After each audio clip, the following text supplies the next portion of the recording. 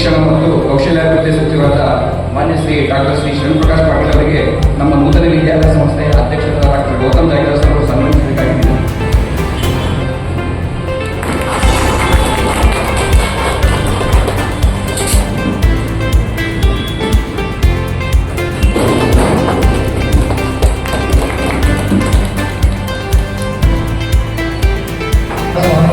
Doctor Shivaprakash Patil ಮಾನ್ಯ ವೈದ್ಯಕೀಯ ಮತ್ತು ವೈದ್ಯಕೀಯ ಶಿಕ್ಷಣ ಮತ್ತು ಕೌಶಲ್ಯಾಭಿವೃದ್ಧಿ ಸಚಿವರಿಗೆ, ಗೌತಮ್ ಜಾಗೀದಾರ್ ಸಾಹೇಬರಿಗೆ, ಶಾಮರಾವ್ ಕಾಳಗಿ ಸಾಹೇಬರಿಗೆ, ಅಭಿಜಿತ್ ದೇಶಮುಖ್ ಸಾಹೇಬರಿಗೆ ಮತ್ತು ರವೀಂದ್ರ ಬಿ ಟಂಗ್ಲಿ ಸಾಹೇಬರಿಗೆ ಮತ್ತು ಇಲ್ಲಿ ಇರ್ತಕ್ಕಂಥ ಎಲ್ಲರಿಗೂ ನನ್ನ ಹೃತ್ಪೂರ್ವಕ ಸ್ವಾಗತಗಳನ್ನು ಕೋರುತ್ತಾ ಈ ನಮ್ಮ ವೆಬ್ಬರ್ ಸ್ನ್ಯಾಪ್ಸ್ ಇತಿಹಾಸವನ್ನು ಹೇಳಲು ಬಯಸ್ತೇನೆ.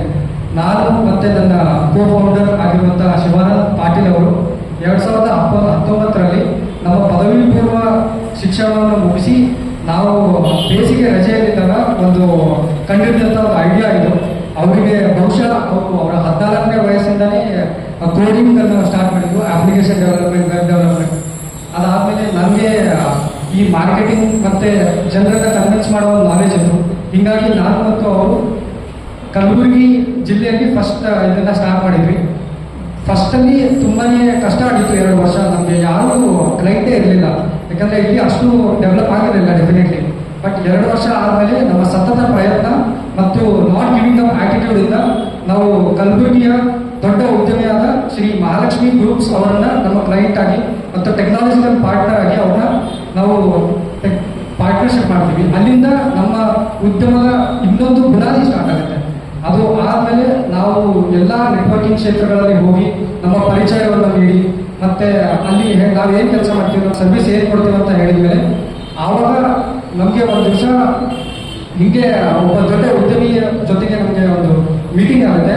ಆ ಮೀಟಿಂಗಲ್ಲಿ ನಾವು ಈ ಕಾಸ್ಮೆಟಿಕ್ ಇಂಡಸ್ಟ್ರಿ ಅಂತ ಹೇಳ್ತೀವಿ, ಹಲದಸ್ತಿ ಅಂತ, ಅದೊಂದು ಇಂಟರ್ನ್ಯಾಷನಲ್ ಇಂಡಸ್ಟ್ರಿ. ಸೊ ಅಲ್ಲಿಂದ ನಾವು ಅವ್ರ ಜೊತೆ ಡೈರೆಕ್ಟ್ ಮಾಡಬೇಕು ಅಂದರೆ ಅದು ಒಂದು ದೊಡ್ಡ ಸಾಹಸನೆ ಆಗಿತ್ತು. ಬಟ್ ಅದನ್ನು ಮುಗಿಸಿ ನಾವು ಇವತ್ತು ಒಂದು ಮಾರ್ಕೆಟಿಂಗ್ ಏಜೆನ್ಸಿಯನ್ನು ಕೂಡ ಸ್ಟಾರ್ಟ್ ಮಾಡಿದ್ದೀವಿ. ಸೊ ಲ್ಯಾಬ್ ಟೆಕ್ನಾಲಜೀಸಲ್ಲಿ ನಮಗೆ 5 ಕ್ಲೈಂಟ್ಸ್ ಇದ್ದಿದ್ದು ರೆಗ್ಯುಲರ್ ಆಗಿ. ಮಾರ್ಕೆಟಿಂಗ್ ಏಜೆನ್ಸಿಯಲ್ಲಿ 15-20 ಜನ ಅಂತೂ ಮಂತ್ಲಿ ಬೇಸಿಸಲ್ಲಿ ನಾವು ಅವ್ರನ್ನ ಸರ್ವಿಸಸ್ ಕೊಡ್ತೀವಿ. ಇದರ ಹೊರತಾಗಿ ನಾವು IT ಕೋಚಿಂಗ್ ಮತ್ತು ಇನ್ನಿತರ ಎಲ್ಲ ಕೋಚಿಂಗ್ಗಳನ್ನು ನಾವು ಪ್ರೊವೈಡ್ ಮಾಡ್ತೀವಿ. ಇದು ನಮ್ಮ ಇತಿಹಾಸ, ನಮ್ಮ ಪ್ರೆಸೆಂಟ್ ಆಯಿತು. ಯಾಕೆ ಇನ್ಕ್ಯುಬೇಷನ್ ಸೆಂಟರ್ ಸ್ಟಾರ್ಟ್ ಆಯಿತು ಅಂದರೆ, ನಾನು ಗ್ರ್ಯಾಜುಯೇಟ್ ಆಗಿದ್ದು NI ಮೈಸೂರು ಅಲ್ಲಿ. ಸೊ ಅಲ್ಲಿ ಈ ಒಂದು ಫೆಸಿಲಿಟಿ ಇತ್ತು. ಆ್ಯಂಡ್ ನಮಗೆ ಅಲ್ಲಿ ಆಫೀಸ್, ನಾನು ಫಸ್ಟ್ ಸ್ಟೂಡೆಂಟ್ ಆಂಟ್ರಪ್ರಿನರ್ ಆಫೀಸ್ ಪಡ್ಕೊಬೇಕಂದ್ರೆ, ಸೊ ಅಲ್ಲಿ ಆಫೀಸ್ ಪಡ್ಕೊಂಡ್ಮೇಲೆ ಅಲ್ಲಿ ಅವ್ರ ಕಲ್ಚರ್ ಮತ್ತು ಅಲ್ಲಿ ಹುಡುಗರು ಮಾಡೋ ಸ್ಟಾರ್ಟ್ಅಪ್ ಇನೋವೇಷನ್ ಅದು ನಮಗೆ ಒಂದು ಪರಿಚಯ ಆಯಿತು. ನಾನು 2ನೇ ವರ್ಷ ಇಂಜಿನಿಯರಿಂಗ್ ಮಾಡುವಾಗ. ಸೊ ಆ ಸಮಯದಲ್ಲಿ ನನಗೆ ನಮ್ಮ ಕಲ್ಯಾಣ ಕರ್ನಾಟಕಕ್ಕೆ ಯಾಕೆ ಇದನ್ನು ಇಂಟ್ರೊಡ್ಯೂಸ್ ಮಾಡಬಾರ್ದು ಅಂತ ಒಂದು ಥಾಟ್ ಪ್ರೊಸೆಸ್ ಬಂತು. ಬಟ್ ಆ ಥಾಟ್ ಪ್ರೊಸೆಸ್ ಆದಾಗ ನಾವು ಇನ್ನೂ ಚಿಕ್ಕವರಿದ್ವಿ, 20 ವಯಸ್ಸು. ಸೊ ಅಷ್ಟು ಪ್ರೋತ್ಸಾಹ ಇರಲಿಲ್ಲ. ನಾನು ಡಿಗ್ರಿ ಬಿಟ್ಟು ಬರೋಕ್ಕಾಗಲಿಲ್ಲ. ಕಾರ್ಪೊರೇಟ್ ಆಫೀಸ್ ಇರಲೇಬೇಕು. ಸೊ ಕಾರ್ಪೊರೇಟ್ ಆಫೀಸನ್ನು ಹುಡುಕ್ತಾ ಹೋದಾಗ ನಮಗೆ ಪರಿಚಯ ಆಗಿದ್ದು ಗಿರೀಶ್ ದೇಶಮುಖ್ ಸರ್ ಮತ್ತು ರವೀಂದ್ರ ಬಿ ಟಂಗ್ಲಿ ಸರ್ ಅವರು. ಅವರ ಪ್ರೋತ್ಸಾಹ ಮತ್ತು ನಾವು ಎಲ್ಲ ಸೇರಿ ಎಲ್ಲರನ್ನು ಕನ್ವಿನ್ಸ್ ಮಾಡಿ ಇವತ್ತಿನ ದಿವಸ ಈ ಇನೋಗ್ರೇಷನ್ ಫಂಕ್ಷನ್ ಹಮ್ಮಿಕೊಂಡಿದ್ದೀವಿ.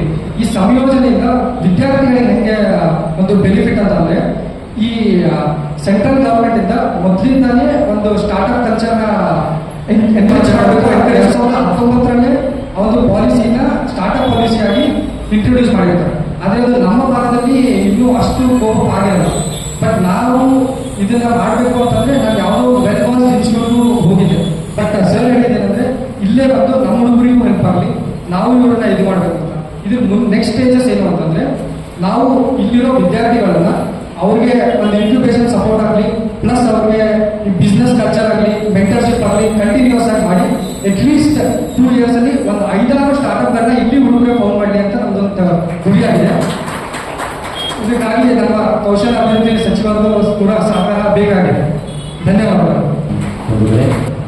ಇವತ್ತು ನಾವೆಲ್ಲ ಇಲ್ಲಿ ಸೇರಿರ್ತಕ್ಕಂಥದ್ದು, ಇವತ್ತೇನು ಸುಜಯ್ ಮುದ್ಗಲ್ ಮತ್ತು ಶಿವಾನಂದ್ ಪಾಟೀಲ್ ಅವರು ಒಂದು ಹೊಸ ಇನ್ನೋವೇಟಿವ್ ಇನ್ಕ್ಯುಬೇಷನ್ ಸೆಂಟರ್ ಇಲ್ಲಿ ನಮ್ಮ ME ಸ್ಕೂಲಲ್ಲಿ ಇದಕ್ಕೆ ಕಾರ್ಪೊರೇಟ್ ಆಫೀಸರ್ ಮಾಡೋದ್ರ ಜೊತೆಗೆ ಇಲ್ಲಿರ್ತಕ್ಕಂಥ ವಿದ್ಯಾರ್ಥಿಗಳಿಗೆ ಎಂಟರ್ಪ್ರಿನರ್ಶಿಪ್ಪನ್ನು ಕಲಿಸ್ಬೇಕು ಅಂತಕ್ಕಂಥ ಉದ್ದೇಶನ ಮಾಡ್ತಾಯಿದ್ದಾರೆ. How to do business. ಯಾಕಂದರೆ ನಾವು ಕಾಲೇಜ್ಗಳಲ್ಲಿ teach them skills, knowledge.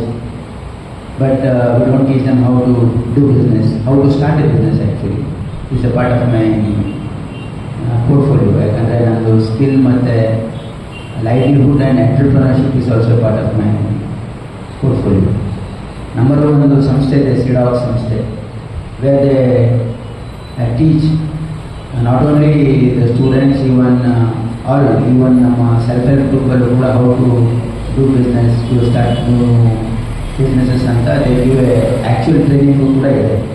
So ಇಲ್ಲಿ Sujay and his friend have taken up upon themselves to teach the students here, at least to train them how to do business, and also start an incubation period. It is a push to the startups. Karnataka being the hub of startups in the entire country. ಅತಿ ಹೆಚ್ಚು ಸ್ಟಾರ್ಟಪ್ಗಳು ದೇಶದಲ್ಲಿ ಎಲ್ಲಾದರೂ ಇದ್ದರೆ ಅದು ಬೆಂಗಳೂರು ಇದೆ.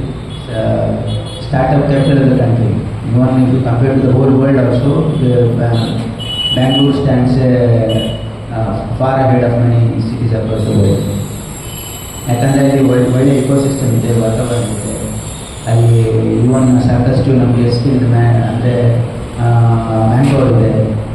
ಹಾಗಾಗಿ ಇಲ್ಲಿ ಕಲಬುರಗಿಯಲ್ಲಿ ಕಲ್ಯಾಣ ಕರ್ನಾಟಕದಲ್ಲಿ ಕೂಡ ಇಲ್ಲಿ ಇನ್ಕ್ಯುಬೇಷನ್ ಸೆಂಟರ್ ಮಾಡಿದ್ದೀನಿ to encourage youngsters to take up business ಅಂತ ಅನ್ನೋದು ಭಾಳ ಒಂದು ಒಳ್ಳೆಯ ಇನೋವೇಟಿವ್ ಅಂತ ನನ್ನ ಭಾವನೆ. ಹಾಗಾಗಿ ಇಲ್ಲಿ ME ಸಂಸ್ಥೆನೂ ಕೂಡ ಇದಕ್ಕೆ ಪ್ರೋತ್ಸಾಹ ಕೊಟ್ಟು ಅವರಿಗೆ ಸ್ಪೇಸ್ ಕೊಟ್ಟಿದ್ದಾರೆ. ಅದಕ್ಕೆ ಅವರು ಕೂಡ ಅಭಿನಂದನೆ.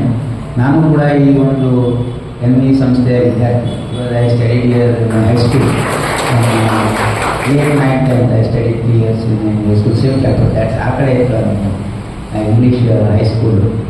ಯಾಕಂದರೆ I had finished my primary school in government, and ಗೌರ್ಮೆಂಟಿಗೆ ಓನ್ಲಿ ಬಾಯ್ಸಿಗೆ ಓನ್ಲಿ 7th. ಹಾಗಾಗಿ have to come to ME ಇದಾದಮೇಲೆ ಕಾಲೇಜ್ ಓದಿರ್ತಕ್ಕಂಥದ್ದು. ಹಾಗಾಗಿ this a good initiative. And ನಾವು across the country and especially in Karnataka, so huge money is going to this area because of this. ಹಾಗಾಗಿ 10 ವರ್ಷ ಸಾಧನೆಯಾಗಿ ನಾವು ಏನು ಸೆಪ್ಟೆಂಬರ್ ತಿಂಗಳಲ್ಲಿ ನಾವು ವಿ ಆರ್ ಗೋಯಿಂಗ್ ಟು, ಅಂದರೆ ಲೋಕಾರ್ಪಣೆ 371 ಬೆಡೆಡ್ ಜಯದೇವ ಇನ್ಸ್ಟಿಟ್ಯೂಟ್ ಆಫ್ ಕಾರ್ಡಿಯಾಲಜಿಯನ್ನು ಲೋಕಾರ್ಪಣೆ ಮಾಡ್ತಾ ಇದ್ದೀವಿ. ಅದ್ರ ಜೊತೆಗೆ ಒಂದು ಟ್ರಾಮಾ ಸೆಂಟರ್ ಗೌರ್ಮೆಂಟ್ ಸೆಕ್ಟರಲ್ಲಿ ನಾನು ಮೊನ್ನೆ ಪ್ರಾರಂಭ ಮಾಡಿಸಿದ್ವಿ. ಯಾಕಂದರೆ ಹಿಂದಿನ ಅವಧಿಯಲ್ಲೇನೂ ಮಾಡಿದ್ದಾಗ, ಆದರೆ 5 ವರ್ಷ ಅದನ್ನು ಮಾಡೋಕ್ಕಾಗಿರಲಿಲ್ಲ ಹಿಂದಿನ ಸರ್ಕಾರ. But I got it started. Trauma centre is very important because any emergencies ನಾವು ಸಾಕಷ್ಟು ಸರಿ ನೋಡ್ತಾ ಇದ್ದೀವಿ. ಎನಿ ಎಮರ್ಜೆನ್ಸೀಸ್, ಈಗ ಯಾವುದೂ ಎಮರ್ಜೆನ್ಸಿ ಆದರೆ ಈಗೇನಾಗ್ತಾ ಇದೆ, ಪ್ರೈವೇಟ್ ಹಾಸ್ಪಿಟಲ್ಗೆ ಹೋದರೆ ಜಾವ್ to spend lakhs of rupees, 4 lakhs, 5 lakhs, 10 lakhs. ಸೊ ಅದಕ್ಕೆ ಒಂದು ಅತ್ಯಾಧುನಿಕ ಆ್ಯಂಡ್ ಎಲ್ಲ well established trauma centre with our neuro surgeon, ಅಲ್ಲಿ our neuro surgeries also being done. So we have started 3 ತಿಂಗಳಲ್ಲಿ ಅದರ ಲೋಕಾರ್ಪಣೆಯನ್ನು ಕೂಡ ಮಾಡ್ತಾ ಇದ್ವಿ. ಯಾಕಂದರೆ ಬಡವರಿಗೆ ಉಚಿತವಾಗಿ ನಾವು ಅವರಿಗೆ ಚಿಕಿತ್ಸೆ ಕೊಡ್ತಾ, ಯಾಕಂದರೆ ಸೂಪರ್ ಸ್ಪೆಷಲೈಸೇಷನ್ ಹೋಗಬೇಕಂದ್ರೆ cost is too huge. And government ಸೆಕ್ಟರಲ್ಲಿ ಮೆಡಿಕಲ್ ಕಾಲೇಜಲ್ಲಿ ಸೂಪರ್ ಸ್ಪೆಷಲಿಸ್ಟ್ ಇರೋದಿಲ್ಲ. ಹಾಗಾಗಿ ಸೂಪರ್ ಸ್ಪೆಷಾಲಿಟಿ ಆಸ್ಪತ್ರೆ ಎಲ್ಲ ಡಿವಿಷನ್ ಹೆಡ್ ಕ್ವಾರ್ಟರಲ್ಲಿ ಗುಲ್ಬರ್ಗ, ಮೈಸೂರು ಆ್ಯಂಡ್ ಹುಬ್ಬಳ್ಳಿ ಆ್ಯಂಡ್ ಬೆಳಗಾವಿ 3 ಕಡೆ ಪ್ರಾರಂಭ ಮಾಡ್ತಾ ಇದ್ದೀವಿ. ಅದರ ಜೊತೆಗೆ ಒಂದು ಕ್ಯಾನ್ಸರ್ ಆಸ್ಪತ್ರೆ, ನಮ್ಮ ಕಿದ್ವಾಯ್ ಕ್ಯಾನ್ಸರ್ ಸೆಂಟರ್ ಇಲ್ಲಿ ಒಂದು ಬ್ರಾಂಚ್ ನಾನು ಹಿಂದಿನ ಸಾರಿ ಸಚಿವನಾಗಿದ್ದಾಗ ಪ್ರಾರಂಭ ಮಾಡಿಸಿದ್ದು ಬಂದಾಗಿತ್ತು. ಈಗ ಮತ್ತೆ ಅಂದರೆ ಇಲ್ಲಿಂದ ಹೈದರಾಬಾದ್ಗೂ ಮಿರಜ್ಗೂ ಬೇರೆ ಬೇರೆ ಕಡೆ ಹೋಗ್ತಾರೆ ಬರ್ನ್ಸ್. ಸೊ ವಿ ಆರ್ ಈಗಾಗಲೇ ಅದು ಕೆಲಸ ಸ್ಟಾರ್ಟ್ ಆಗಿದೆ. We are doing one burn centre. Apart from that ಒಂದು ಮದರ್ ಆ್ಯಂಡ್ ಚೈಲ್ಡ್ ಹಾಸ್ಪಿಟಲ್. ಯಾಕಂದರೆ ಇಲ್ಲಿ ನಮ್ಮ ಸರ್ಕಾರಿ ಆಸ್ಪತ್ರೆಯಲ್ಲಿ ಭಾಳ ದೊಡ್ಡ ಪ್ರಮಾಣದಲ್ಲಿ ಹೆರಿಗೆಗಳಾಗ್ತಾ ಇದೆ ಅಂಥೇಳಿ ಒಂದು 200 bedded mother and child hospital ಕೂಡ ಮಾಡ್ತಾ ಇದ್ದೀವಿ. ಅದಲ್ಲದೆ ನಾವೊಂದು Indira Gandhi institute of child health, it is A super speciality hospital only for children. ಅದು ಬ್ಯಾಂಗ್ಳೂರಲ್ಲಿ ಒಂದೇ ಇದೆ. ದಕ್ಷಿಣ ಭಾರತದಲ್ಲಿ ಅದು ಒಂದೇ ಸೆಂಟರ್, ಅದು ಸೂಪರ್ ಸ್ಪೆಷಾಲಿಟಿ ಫಾರ್ ಚಿಲ್ಡ್ರನ್. ಅದರ ಬ್ರಾಂಚ್ ಒಂದು ಗುಲ್ಬರ್ಗದಲ್ಲಿ ಮಾಡಬೇಕು ಅಂತ ನಾನು ಇದೆಲ್ಲ ಇನ್ನು ಅಂದರೆ ನಮ್ಮ ಕಲಬುರಗಿಯನ್ನು ಒಂದು ಹೆಲ್ತ್ ಹಬ್ ಮಾಡಬೇಕು ಅಂತಕ್ಕಂಥದ್ದು ಮಲ್ಲಿಕಾರ್ಜುನ ಖರ್ಗೆ ಸಾಹೇಬ್ರ ಏನು ಕನಸಿತ್ತು ಅದನ್ನು ನನಸು ಮಾಡ್ತಕ್ಕಂಥ ಪ್ರಯತ್ನ ಮಾಡ್ತಾ ಇದ್ದೀವಿ.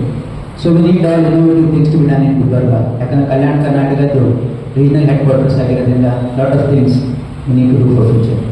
ಹಾಗಾಗಿ ಇಲ್ಲಿ youngsters taken up on themselves to do something new. We should all support. Thank you.